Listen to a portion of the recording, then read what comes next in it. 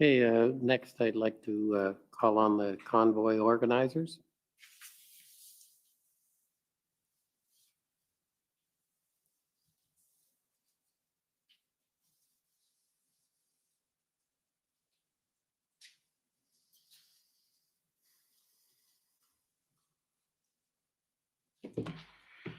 Good afternoon, Commissioner. Good afternoon. My name is Brendan Miller, and I am counsel to Freedom Corp, which is an entity that's representing the protesters and truckers that were in Ottawa in January and February of 2022. First, thank you for your service, and it's nice to meet you. Thank you. So to begin, I understand, I'm just going to go through some of your background. I understand you have a master's in leadership from Royal Roads University with a focus on justice and public safety. Is that correct? That is correct, yes. And you also have a certificate in terrorism studies from St. Andrews University in Scotland, right? That is correct, yes. And you've been in policing since 1990. Yes, I have been. So 32 years of experience and, Yes. and an education in that area to boot, right? So you testified that you heard the evidence of Superintendent Morris. Portions of, yes. Right. And you said that he's, in your chief, the foremost authority in the province of Ontario regarding intelligence. Is that right? That is my opinion, yes. And I take it you agree with his testimonies and the opinions he gave. I take it that's correct. I have not listened to his testimony in totality, but I would have no reason not to agree with anything that he would provide as evidence. Right. And I'm sure you might have heard the answers he gave to the questions I put to him with respect to threats under Section 2 of the CSIS Act. Do you remember hearing that? I can't say that specifically I remember that interaction. Right. Well, he testified that essentially, in summary, that there was no intelligence of a credible threat under Section 2 of the CSIS Act. Would you agree with that? There was no intelligence of There was no credible intelligence. no credible intelligence of a threat. Yes. That I would agree with that. Right. Yes. And so it's fair to say that based on all OPP intelligence and the intelligence provided by the RCMP and federal intelligence agencies to the OPP, to your knowledge, there was no credible threat to the security of Canada as defined in Section 2 of the CSIS Act. That would be my understanding, yes, as determined by Superintendent Pat Morris in consultation with CSIS and the RCMP. Thank you. And I'm sure you're aware that to invoke the Emergencies Act, that sort of threat is supposed to be required. So I do not have intimate knowledge of the threshold that's required for invoking the Emergencies Act. That's not something that I have any responsibility for. Thank you. And in my next question, when I say federal civil service or federal civil servant, I just want you to understand that I mean anyone from deputy minister down who is a non-elected, non-political actor working for the government of Canada. Is that understood? That's understood, yes. Now, in your interactions with the members of the Federal Civil Service prior to 11:59 p.m. on February 13th, 2022, isn't it true that no civil servant ever said to you that there was a credible threat of the nature of that defined in Section 2 of the CSIS Act? That is correct. And they never said to you that they had reasonable grounds to believe that such a threat existed, did they? Nobody ever said that to me. Thank you. So I want to talk with you about everyone's given various catchphrases to what was happening in Ottawa, but no one's really gone through what is a protest or, essentially a lawful demonstration, et cetera. And you seem to have an understanding of that. So I'm going to walk through that with you if that's okay. Certainly.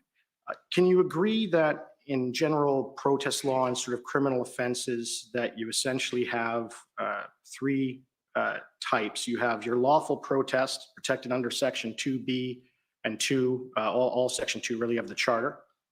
Yes. Yeah. And then you have unlawful assembly. Yes.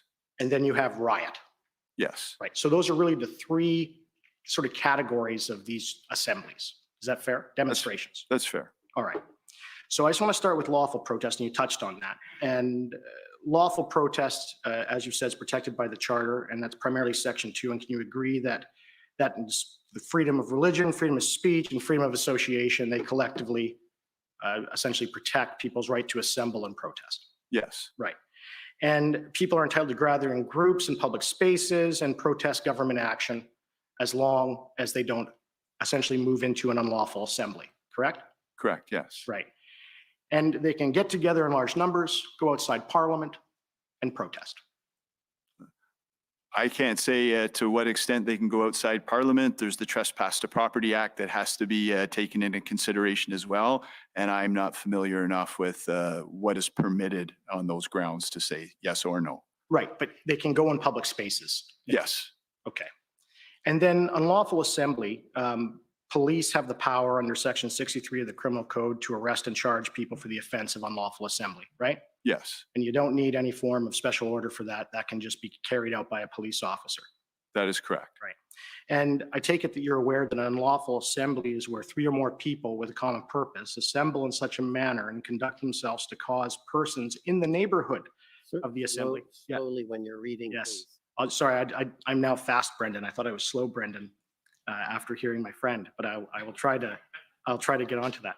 So it's when they assemble in such a manner that conduct themselves to cause persons in the neighborhood of the assembly to fear on reasonable grounds that they will disturb the peace tumultuously or needlessly cause or provoke other persons to disturb the peace tumultuously. You're aware of that?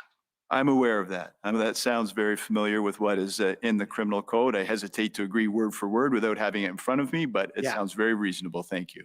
And I take it you're aware that to disturb the peace tumultuously requires there to be more than a boisterous or noisy, disorderly conduct. It has to be something a little more. Yes, And you know that causing an actual disturbance of the peace tumultuously actually isn't required to even arrest people for unlawful assembly. It just has to be that there's a reasonable fear that it's going to happen. That's what really differentiates it from a riot, right? I would agree with that. Right. And that an unlawful assembly, so a lawful assembly can at times, of course, become an unlawful assembly when it becomes unruly and gets into the riot category, right? Yes, Okay. And so I understand, and you probably understand that a riot, in order to get into a riot under the law, it requires actual or threatened force or violence in addition to, the public disorder, right? yes, And even without this, if you don't even get to that threshold, you're aware, and we've heard about the Riot Act and the Criminal Code, that a mayor, a sheriff, or a justice of the peace, or a justice of the Ontario Court of Justice can come out and read the Riot Act and invoke it and demand people disperse. I'm familiar that that is contained in the criminal code. I don't have intimate knowledge of that, though. Right. And then, of course, outside of all of this, you have injunctions. And Yes. any individual or the city can run off and make an application for an injunction before a court of competent jurisdiction. And if they meet the test, the court can grant an injunction. And then once that injunction is granted, if it's not followed, the police then have jurisdiction under Section 127 of the Criminal Code to charge individuals with violating a court order. That is correct, yes. All right. So those are the general things that exist outside of the Emergencies Act, right? They're there always. That is correct, yes. Okay. So I now want to talk to you about Ottawa in particular, now that we've gone over that. Now, regarding the truckers and the protesters in Ottawa, I understand they rolled in here and did so at the direction of police officers once they arrived. Not, of course, they weren't invited. But when they arrived here on January 27th and 28th, is it your understanding that they parked where they were told to originally, and everything was essentially coordinated originally about where they were going to go? I don't know that I can comment with accuracy on that, because as you will recall from my previous testimony, I was under the understanding that there would be designated parking, which would not facilitate any form of protest out in front of the Parliament buildings. Okay. So that would best be posed to Ottawa Police, who were in charge of the operation at Right. the time. And we can agree then that, parking on streets and highways in a way that would usually violate the law, right, where they're essentially blocking everything, that could be considered an unlawful assembly. That could be, yes. And there are authorities to deal with that. Right. And I take it, though, you're familiar with the doctrine of officially induced error, where the government official tells you to do something that may be illegal, but because they tell you to do it, you don't believe it to be. You're familiar with that from your studies. Sorry, can you repeat that? The Sorry. doctrine of officially induced error, where a government official tells you to do something that may in fact not be legal, but you do it because the government official tells you to, and therefore you believe that it is legal because they told you to do it. Are you familiar with that doctrine? That's very complex law that Yeah, okay. is beyond my education and comprehension. I'm sorry. It's okay. So now you do know that after these vehicles arrived in the city, that there was construction equipment as well as eventually, I believe the following day, cement barriers put up so that no one could come in, but no one could also go out. You're aware of that, the vehicles. I was trucks. aware that there were cement barriers in place, but I was not on the ground to observe where they were or what impact they would have had. Right, but you can agree with me that if there's barriers on both sides of a road where individuals have parked their trucks, the truck can't drive through the barrier, it can't drive over it, it can't really drive around it. Is that fair? That sounds reasonable, yes. Right. If I could bring up document ssm.nsc.can.0000209_rel.0001. It's the incident response group minutes from February 10th, 2022.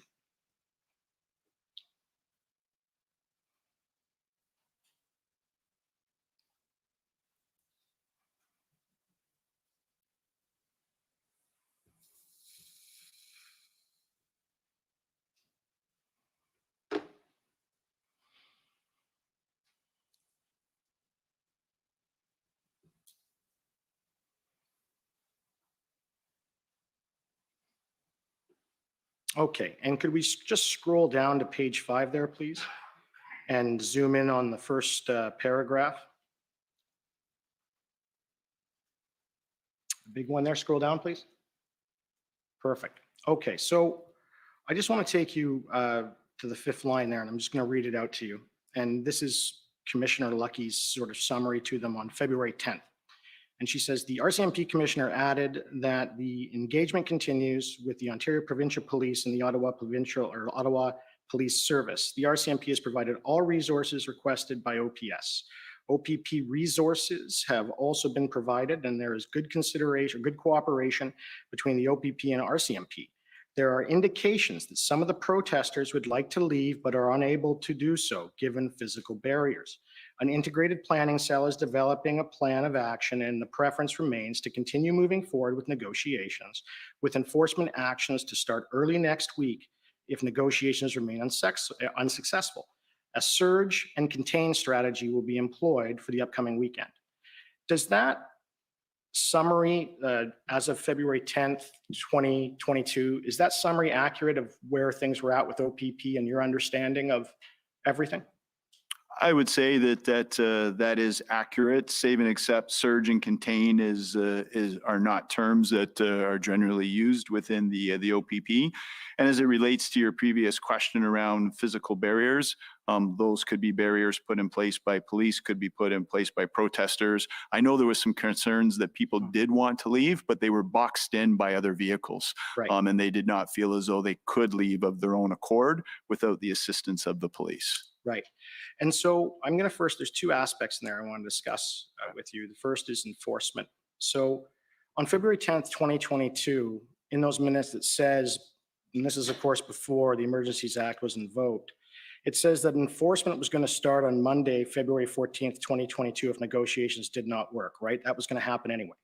Yes, that was going to happen anyways. They were on a timeline focused on de-escalation and negotiation. With the anticipated approval of the plan, there was the intent to move forward, yes. And as you already said, that could have all been done without the invocations of the Emergencies Act, much like Commissioner Lucky of the RCMP said in that email that you agreed with earlier. Yes. Right. And now I want to talk to you about the issue with the barriers, and we'll sort of address that. Now, that summary there, you said there's physical barriers preventing people from leaving, whether it be put there by the city or whether it be other trucks. That's a fact. People couldn't go and take their trucks and leave. That was a fact, yes. All right.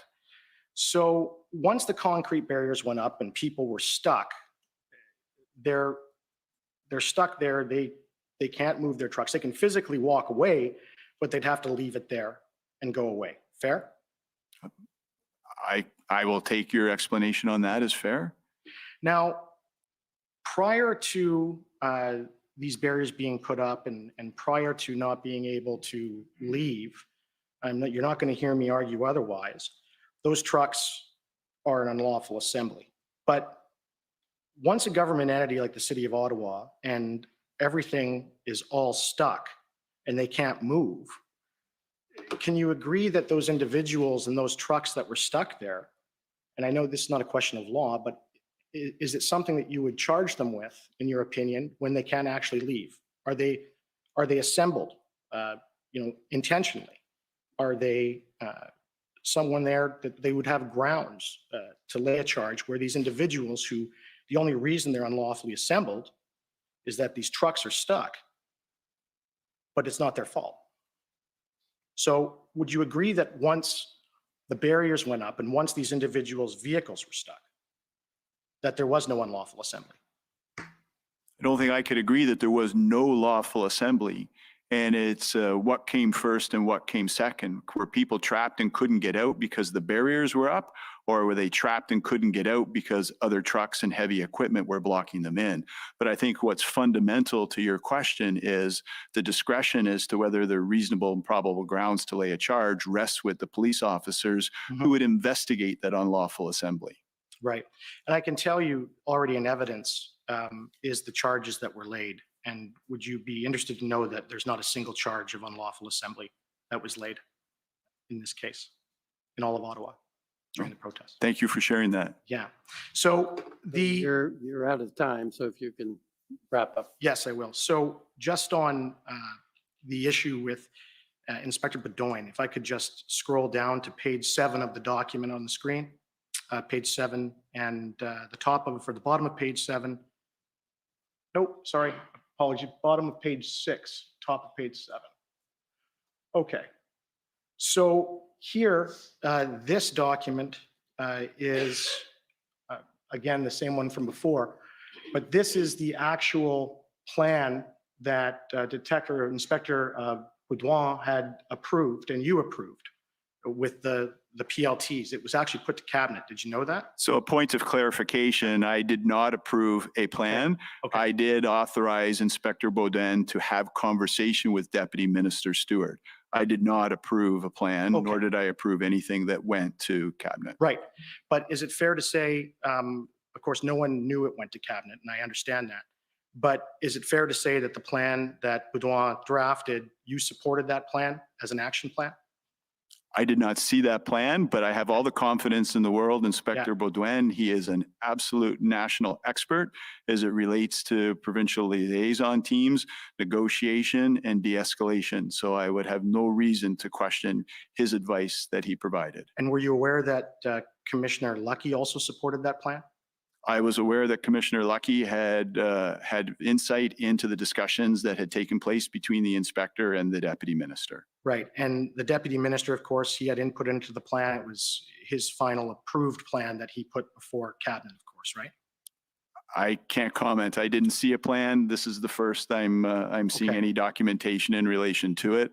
Can you agree with me that when it comes to law enforcement in this province and with the federal apparatus, that the 3 most senior individuals in law enforcement would be yourself, Commissioner Lucky, and the Deputy Minister, Rob Stewart, with respect to individuals in the civil service? Is that fair?